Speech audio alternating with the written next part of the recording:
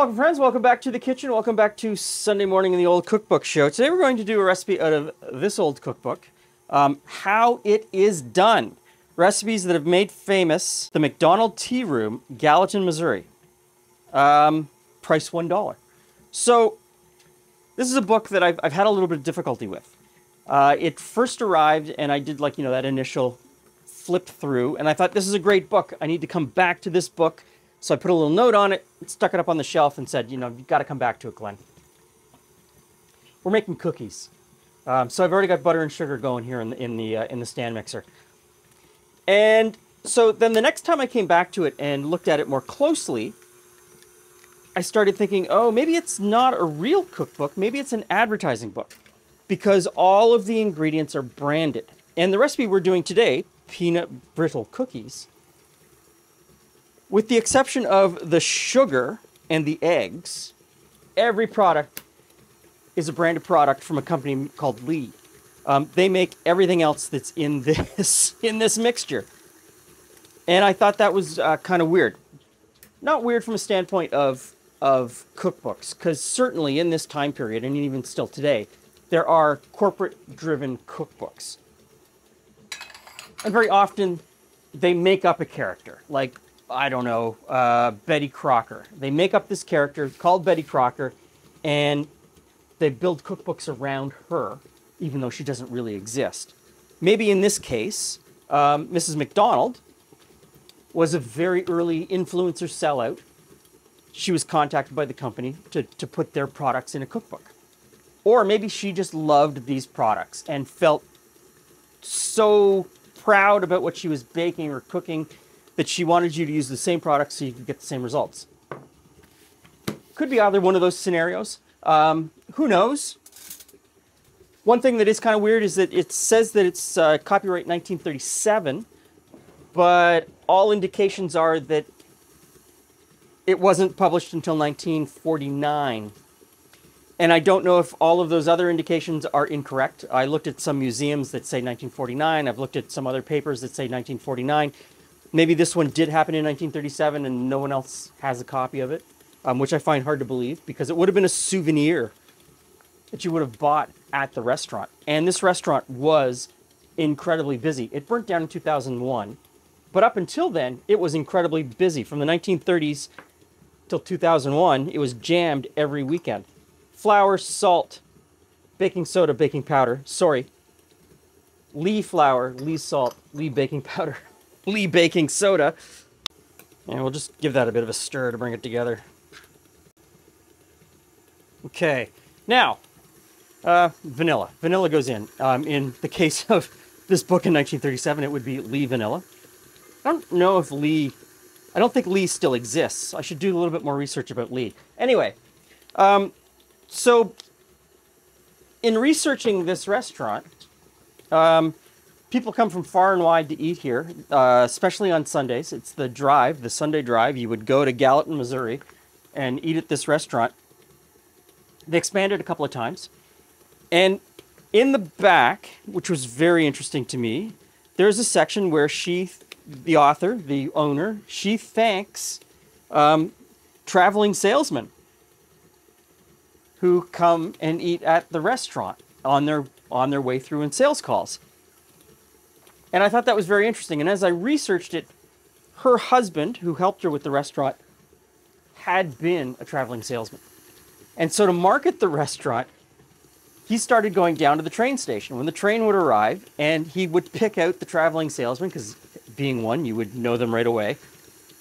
He'd pick out the traveling salesman and sort of rub shoulders with them and say, hey, you should come to this restaurant. It's really good. And that kind of put it out on the spider web, the traveling salesman spidey web.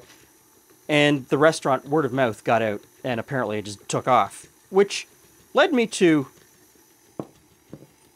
another traveling salesman, this book, Adventures in Good Eating, by Duncan Hines. And I know that I just mentioned fictitious food characters, like Betty Crocker. Duncan Hines was a real guy. He had been a traveling salesman. He had crisscrossed the United States as a traveling salesman and started writing these travel books. In this particular travel book, he mentions this restaurant. He just doesn't mention it. Duncan Hines was very sparse with his wording. He would talk about restaurants, he would give you the basics. The name of the restaurant, the town that it's in, the address, the phone number, how much you would expect to spend, and he might tell you a little bit about the food. He gets absolutely effusive with this restaurant. He writes almost an entire paragraph about the restaurant.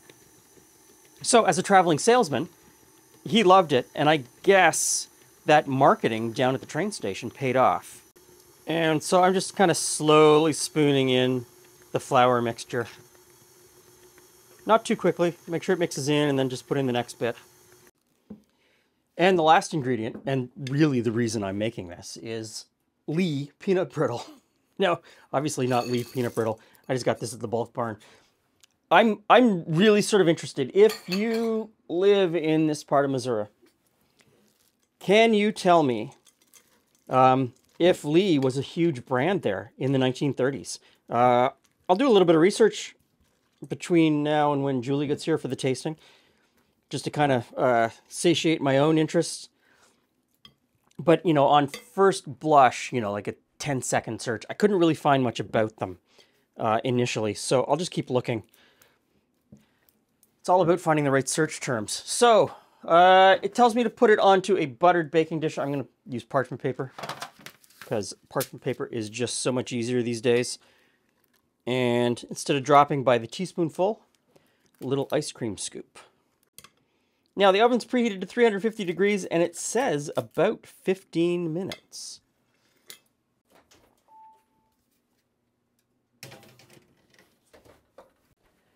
Hey, Glenn.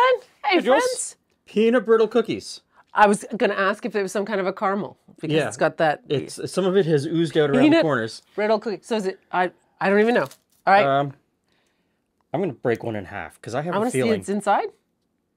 It's all on the bottom? It's all on the bottom. So it did all pretty much run out. Was it mixed in the? Mm-hmm. Peanut brittle's great. The edge is definitely peanut brittle-y. Mm-hmm. So that one's all inside. So I guess it just depends where it fell. Yeah. So if you get a part of the cookie without the peanut brittle, it's bland. It's bland. Get a part of the cookie with the peanut brittle, it's amazing. So I'm not sure what the secret is, beyond making sure it's all in the middle.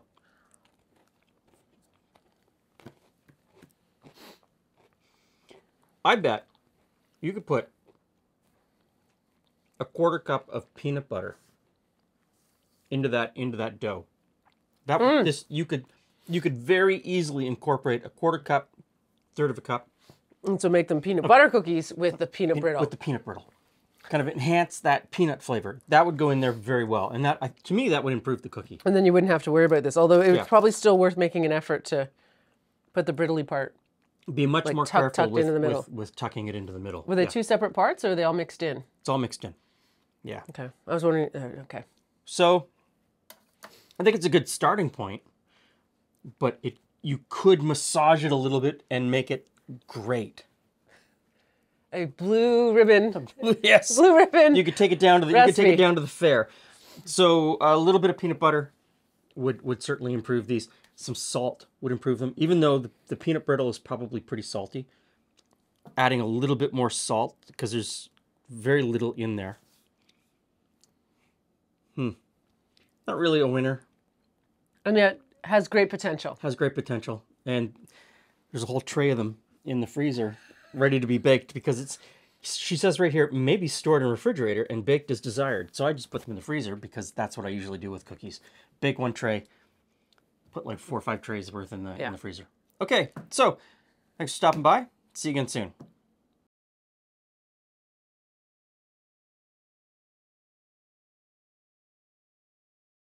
So earlier I said I didn't really know who Lee was, because every product in here is Lee something or other. Lee. Okay. And when I said that, I had done a bunch of research, but I can only find one resource, and I don't like passing along information based on one resource because you can't check it. But what I had been able to find there is that Lee was a company much like Fuller Brush Door to door? Or Tupperware, or Mary Kay, or Avon, where they had mostly women who sold in their communities. Okay. They bought it mail order, and then they sold it in their community. And so the one resource that I've been able to find about it is from a Carnival glass collector. Because one of the things that this Lee company did was, if you were their local saleswoman, They gave you Carnival glass as promotional material to say, oh, you did such a great job. Here's a glass plate, or we've got Carnival glass inside. Anyway, so that seems to be what Lee was all about. It was just this giant multi-level marketing company that used women as the frontline sales force to sell their products. And perhaps Mrs. McDonald was one of the representatives and used their products throughout her cookbook in order to sell Lee products to make her a little bit of extra money on the side. I don't know. That being said, if someone in your family sold Lee products, we'd love to hear about it. Really would love to know more about it. Because you come to a dead end on the research and you can't find out more information, but it would be great if you guys knew something. Let us know down below what you know about Lee. There's other ones that we've, like Larkin and Watkins and all of those companies that they were huge mail order companies that are now gone.